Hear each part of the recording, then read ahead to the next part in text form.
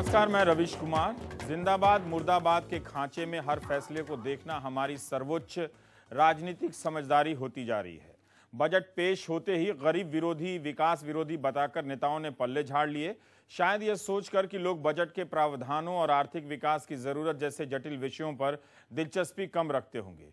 इसीलिए कई जानकार टीवी स्टूडियो में लड़खड़ा गए जब टैक्स में कोई बदलाव नहीं हुआ, कोई राजनीतिक नारा नहीं निकला। क्या सचमुच बजट सस्ता महंगा का ही अभ्यास है? जो मिडिल क्लास 20 सालों से आर्थिक उदारीकरण की मलाई खा रहा है, वो इसके चुनौतीपूर्ण समय में आर्थिक जटिलताओं में दिलचस्पी नहीं रखता होगा, ऐसा मानना उसी के साथ जाती है।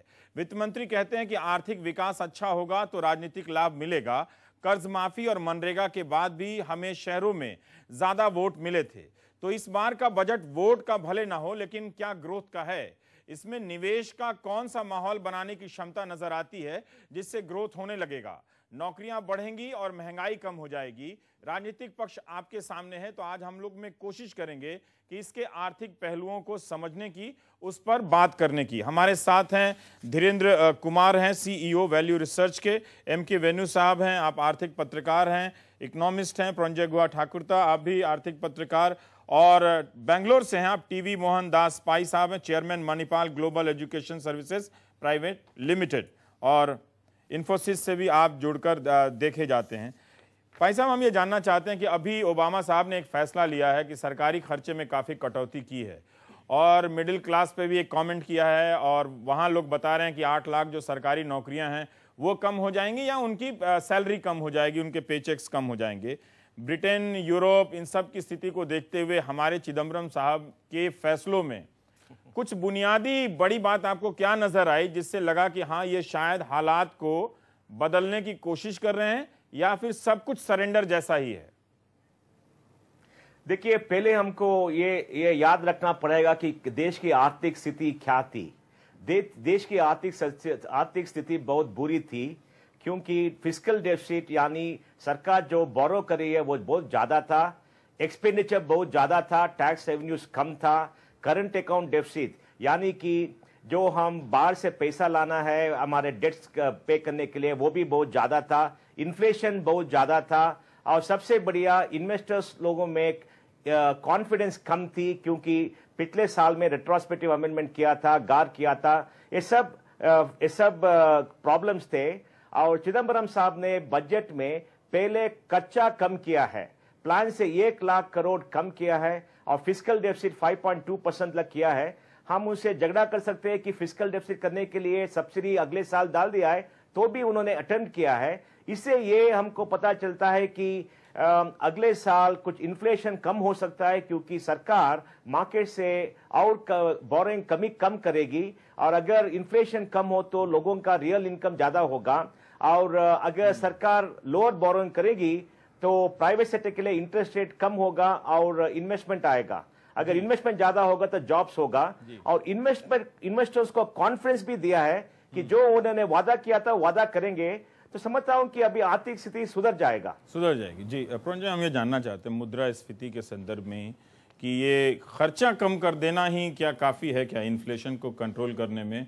और जो निवेशक, मुझे लग रहा है कि इसमें निवेशकों के लिए ऐसा क्या है कि जिससे हमारे ग्रोथ इंजन में ज्यादा भाव डाल पैदा कर सकेंगे वो? देखिए, हमारे वित्त मंत्री के लिए एक ही मंत्र है, ये है ग्रोथ। वो खुद कहते हैं ग्रोथ अगर हो जाएगा सब कुछ ठीक हो जाएगा।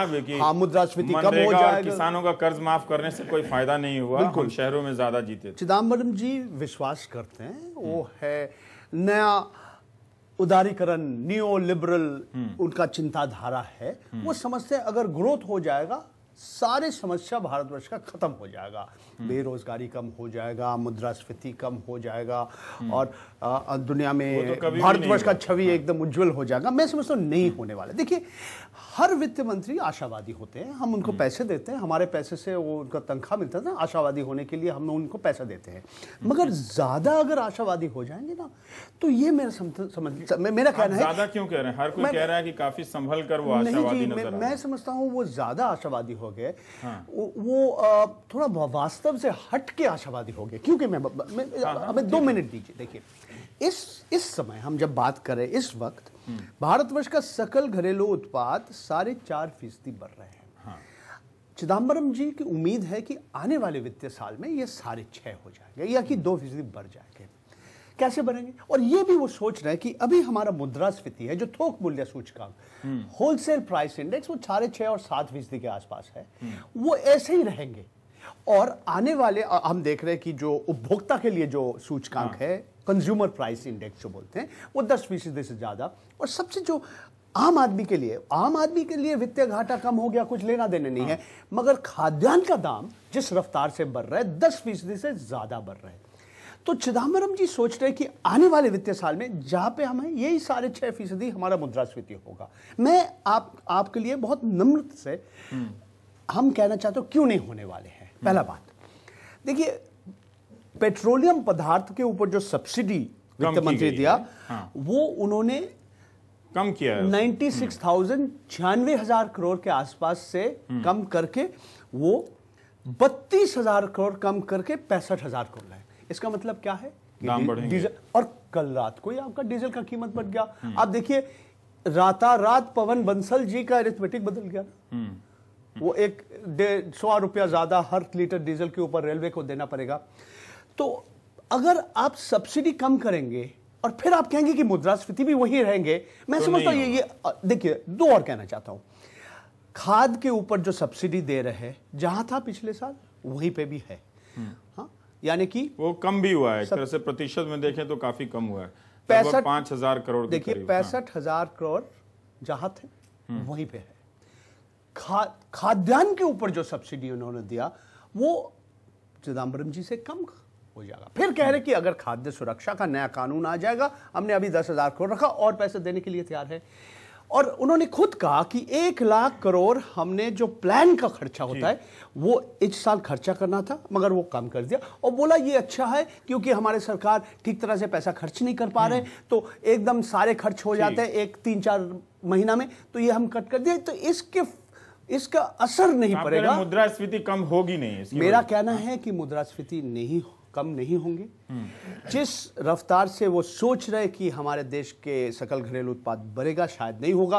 और दुख का बात है, वो चिदम्बरम जी कह रहे मैंने ये सब किया, वित्तीय घाटा कम किया, इंटरनेशनल क्रेडिट रेटिंग एजेंसी के लिए नहीं किया, देश के आम आदमी के लिए, नागरिक के, उनके हित के लिए किया। मगर मेरा कहना है कि ये जो हुआ, जो दोनों साइड सब लोग नाखुश है, इंटरनेशनल क्रेडिट एजेंसी भी नाखुश है और हमारे आम आदमी भी नाखुश रहेगा, किसी को खुश नहीं कर पाया। ठीक है वेणु साहब, हमारे मंत्रालय पैसा तो खर्च कर नहीं पाते हैं, ठीक है, ये इस बजट से ये और साफ हुआ है कि जितना पैसा दिया गया था वो खर्च नहीं कर पाए। ठीक है, थोड़ा बहुत हिसाब काट छांट करके उन्होंने पैसा दे दिया, बहुत ज़्यादा कमी अगर नहीं भी की, तो अगर आप सब्सिडी को छोड़ दें तो ठीक है। तो इस 1 साल में अगर हम वहाँ पर खर्च बढ़ा भी दें तो हम कैसे उम्मीद पाल सकते हैं कि ये वही मंत्रालय हैं जो इस 1 साल में इतना काम कर देंगे कि हमें मुद्रास्फीति पे तो कोई साफ राय बनती नजर नहीं आती है। सरकार अपने काम से कितना परफॉर्मेंस कर देगी जिससे आर्थिक स्थिति बेहतर हो जाएगी? रवि, इसमें ना मैं एक बात है जिसमें काफ़ी पिछले 3-4 साल से मैं देख रहा हूँ कि सरकारें, केंद्रीय और स्टेट की सरकारें भी खर्चा नहीं कर पा रही हैं, क्योंकि लोग ये सोचते हैं खर्चा करना बड़ा आसान काम है। मेरे हिसाब से खर्चा करना ज़्यादा मुश्किल है। अगर आपको खर्चा करने के लिए आपको एक बहुत बड़ा इंफ्रास्ट्रक्चर करना पड़ता है, ह्यूमन रिसोर्स चाहिए होता है, हर खर्चे के लिए एक प्लानिंग चाहिए होती है। जिस तरह हमारा इकॉनमी बढ़ा है, $1 ट्रिलियन से 2 ट्रिलियन डबल हुआ है पिछले 10 साल में, उस हिसाब से जो लोगों की ज़रूरतें हैं, सर्विसेज हैं, हेल्थ सर्विसेज जो भी ले लिए स्टेट लेवल पे, ज़्यादातर स्टेट लेवल पे भी है, सेंटर में भी है, उसको लोगों की जो ज़रूरतों को पूरा करने के लिए एक ढांचा जो बनाना होता है खर्चा करके, वो किसी स्टेट के पास नहीं है। अभी मुलायम सिंह अखिलेश यादव ने बजट रखा, अभी 2,10,00,000 करोड़ का बजट, काफ़ी बड़ा बजट, और उसमें 10% बड़ा। एकदम से ऑपोजिशन ने बोला कि आपने तो पिछले साल का 40% तो आपने खर्चा नहीं किया, आप पिछले साल का बजट खर्चा करके दिखाओ पहले। चिदम्बरम ने भी, मैंने उनसे पूछा कि आपने जब इतना खर्चा अगर काटा है इस साल का, तो और मिनिस्ट्री जो मंत्रालय उन्होंने प्रोटेस्ट नहीं करा, जयराम रमेश है, सब है, तो उन्होंने कहा कि एक सरकारी एक वो है, प्रोसीजर है कि आप साल का जो, अगर साल में अगर 100 रुपये खर्चना चाहते हैं तो साल के जो आखिरी 3 महीने में आपको सिर्फ 25% खर्चने का परमिशन है। इसका मतलब 75% आपको पहले खर्च करना पड़ेगा। पर उन्होंने कहा कि ज्यादातर सब मंत्रालय ने 50%, 55, इससे ज्यादा खर्चा ही नहीं था। ठीक है। तो उनको फिर उन्होंने कहा कि वापस कीजिए आप। तो सवाल ये पूछना है कि ये मंत्रालय खर्च क्यों नहीं कर पा रहे। जयराम रमेश ने भी 3 महीने पहले एक स्टेटमेंट दी थी कि नरेगा में भी खर्चा जितना वो सोच रहे उतना हो नहीं रहा। उसका जवाब तो एक और नजर आता है कि जिन योजनाओं पे हमने बहुत ज्यादा जिनसे उम्मीदें की थी उनका नतीजा बेहतर नहीं है और वहां तक हम पहुंच नहीं पा रहे। उसका भी मेरा जवाब मैं देता हूं। कहने सुनने में अच्छे लगते हैं कि लोगों को पैसे बांट दो, तो पैसे बांटने से अर्थव्यवस्था थोड़ी चलेगी। नहीं चलती। पंजाब में जैसे पंजाब में नरेगा का कोई ज्यादा डिमांड नहीं है।